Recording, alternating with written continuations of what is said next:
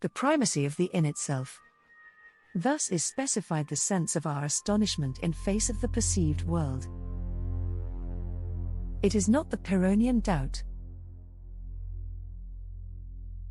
It is not even the appeal to an immanent domain of positive thought of which the perceived world would be but the shadow. The shadow is in us rather than outside. In suspending the evidence of the world, in seeking recourse in our thought, or our consciousness of the world, its operations and its theses, we would find nothing that surpasses or simply equals and explains the solidity of the world under our eyes and the cohesion of our life in it. By reversal of the pro and the con, we have come not only to rehabilitate negative thought as an original way of thinking, but also to formulate negatively, as that without which there is no representation, the principle of causality. And finally to conceive as negativity thought, which for Spinoza was the positive itself. Should it now be necessary to complete or rather to go beyond this reversal? By saying that I am not capable of being for myself unless, at the center of myself, I am nothing at all. But that this central void must be borne by being, by a situation, a world, is never knowable, except as the focus their perspectives indicate, and that in this sense there is a priority of being over thought. Thus would be brought to a close the cycle opened when Descartes showed that the thought of seeing is more certain than the thing seen or the vision. That the thought, precisely because it is nothing but absolute appearance, is absolutely indubitable. And that, midway between being and nothingness, it stands more solid before the doubt than the positive and full things.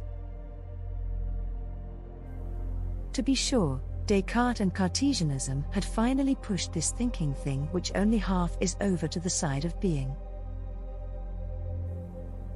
Since it is after all not nothing, and since nothingness has no properties, it became the sign and the trace of an infinite being, of a spiritual positivity.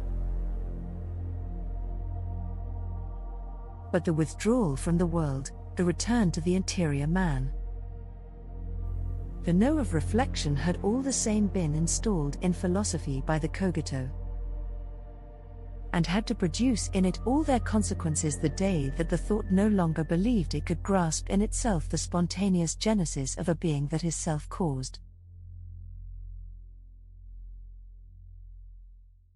Then negativity, which is not visible or has no properties, could no longer be borne by anything but by the world itself, could no longer be anything but a lacuna in being.